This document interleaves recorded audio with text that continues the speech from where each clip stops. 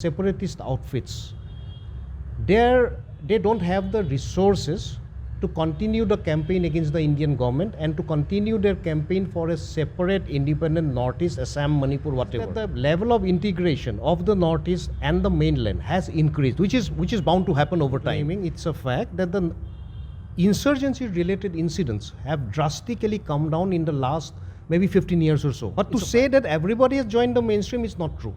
As we explore the theme of insurgency on the day of independence celebration, we are speaking to various people who have worked extensively on ground. Today we are joined by Rajeev Bhattacharya, who is a writer, journalist and a thinker from the Northeast who have done extensive work in this field and also have written about several socio-economic and other issues, and he has himself visited several camps of different outfits that we are going to talk to him as we talk to him about Independence Day celebration vis-a-vis the changing dynamic of insurgency in the Northeast. Sir, thank you for joining with us. Sir, my first question to you is that when I was growing up, I'm born in the 1990s. When I was growing up, when I used to tell my father that, Papa, please take me to the theater or to the market, especially during the time of August, he used to deny. He used to say, I'll not take you. As a kid, I did not understand. I thought my father does not want to take me out. But later when I grew up, I understood the importance of this period of time from August 1 to August 14, when several groups used to give notices, Assam Bunds, Northeast Bunds, bomb blasts also used to happen. But today as we speak, this is the Independence Day celebrations going on. So far, we have not heard any such incident in the last 1 decade. How do you see this changing dynamic as far as insurgency and also the Independence Day celebration, because more and more people are coming out, not just in Assam but in the 7 states of the Northeast. Situation has changed. So from your lens, how do you see this, sir? See, firstly, nothing is constant. Everything changes with space and time. There used to be a time in the late 80s, 90s, when people used to be frightened to come out and participate in the Independence Day and Republic Day celebration, because I've myself seen that with my own eyes. Now things have really changed, the situation has changed. There are 2 factors behind this. Firstly, the insurgent outfits, especially the separatist outfits, they don't have the resources to continue the campaign against the Indian government and to continue their campaign for a separate independent Northeast, Assam, Manipur, whatever. Second factor is that the level of integration of the Northeast and the mainland has increased, which is bound to happen over time. Now the integration will be quickened because of technology and also because of other factors. So you have on the one hand insurgency related incidents going down, on the other hand you have a greater level of integration which is going to be strengthened as I see in the years to come. So you have more people coming out participating in the Independence Day celebrations and Republic Day celebrations. Right. Sir, this is a very evolving scenario for the mainland person in Delhi or in different parts of the country. For them, Independence Day is just normal. You have studied in Delhi. I've also studied in Delhi under Delhi University. When we went to Delhi, we saw people were flying kites and eating parathas on their terrace. But don't you think it was a very shocking thing for us to see people flying kites on Independence Day? Because we come from a region where we never can imagine to fly kites on Independence Day and go out on the streets back in the 90s, 80s. So now today's I see my juniors and my nephews and my cousins saying that no, we want to go out, we want to go to a bike rally, we want to go to some park and celebrate. So this is also emotional for us because we are Northeasterns, we are from Guwahati. This dynamic that youth is taking up more and more into the patriotism or the national symbols, do you think it has got to do with the social engineering done by the government as well? No, I don't see any role of social engineering really out here. As I've said, the level of integration. Now you see, say for example, take 1991 for instance. You had more people joining the rebel outfits and less number of people going to the mainland, say to Delhi, Mumbai, Bangalore, Chennai in search of jobs. Right. Now the opposite has happened. You have very less number of people crossing the border and going to the camps to join the outfits. And you have every year the number of young boys and girls going in search of jobs to the metropolises is actually this increasing. And actually it's not a very good sign also. They are going out because there is no job in the northeast. Correct. And that's very dangerous. Brain drain sort of. Okay, and more people who go to the mainland, very few people would come back. They don't come back. And we can't blame them because there's nothing to do here. Right. Okay, so again, as I've said, the level of integration over the years, for a variety of reasons, government programs, technology, communication, okay, better infrastructure, okay. So as a result of all these factors, people feel more confident, people feel more comfortable to go out to different parts of the country. To Tamil Nadu, to Kerala, or to even Madhya Pradesh. Even now we hear of people going to Madhya Pradesh also. Right. So it's an evolution. It's an evolution that was bound to happen. Right. India is a country on a journey to become a nation. When a country becomes a nation, the integration level of integration becomes strengthened. Right. Okay, Right. a mainstream evolves and everybody gets attached to the mainstream, Right. and that takes time, and that is happening here. Right. Sir, also I want to ask you one thing, that I spoke to a lot of the former cadres and former senior leaders of different rebel outfits. When I speak to them and I also see the statements made by the Union Home Ministry, there are diversified statements. Firstly, two things we'll just discuss. Firstly is the 2020 BTR Accord. Following the BTR Accord, lot of the groups came to the mainstream. There was also surrendering of NDFB rebels who came to the mainstream. And now just few months back, last year, we had the Alpha Accord with the central government, wherein 700 cadres have come back to the mainstream officially, and they were given a rehabilitation package, one-time settlement. These two are very important for Assam, and several different accords have been signed in different northeastern states. So the Union Home Ministry says that the boys who had gone to the jungles are now back. They are back, they have joined the mainstream.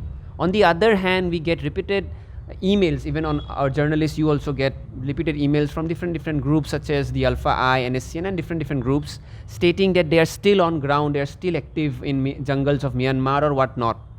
So there is a diverse of opinion if you put this in a number line. What is the middle ground, sir? What is the ground reality, sir, from your perspective? The separatist rebel groups, they are very much active. They have all the camps in Myanmar. So what the Home Ministry says is true and untrue both. It's a fact, as the Home Ministry has been claiming, it's a fact that the insurgency related incidents have drastically come down in the last maybe 15 years or so. It's a fact. But to say that everybody has joined the mainstream is not true. Again, that is very subjective. Firstly, what do you mean by the mainstream? And somebody may not pick up the gun. Suppose somebody living in a very remote border, suppose in Noklak, in Nagaland, he or she may not be a rebel without a gun. But has he really accepted the mainstream, or has he or she really been part of the mainstream? That is debatable. As I've said, it's a process. It's a process that takes decades and centuries. Now, because of technology, that will not take centuries, that will take at least some more decades. So the level of if the Home Ministry or if the government says that everybody has joined the mainstream, it's not true. But it's a fact that yes, insurgency-related incidents have gone down. The insurgent groups, especially the separatist groups, they don't have the resources to keep on continuing the campaign against the Indian government. The Indian government is like an elephant, limitless resources, which the insurgent groups don't have. That is the difference between fighting a mighty state like India. You see what has happened to the LTTE. It was one of the most powerful rebel groups, separatist groups in the world. It collapsed. And Sri Lankan state, it's a very small country, but still it had the resources to smash the LTTE. And compared to Sri Lanka, India is huge. Okay? Problems are even huge. Problems are also huge. So I don't really, the fact that insurgency related incidents have gone down doesn't come as it's not a huge surprise for me. We cannot correlate insurgency going down is equals to mainstream joining. Not at all. Not at all. These are two very different things. Sir, you have written about Alpha, insurgency and several other groups working in Northeast as rebel outfits, and you have written about them in your book as well, which is the Alpha, the Mirage of Dawn, and several other books you have written and journals you have written. Since it is Independence Day, the main topic is Independence Day.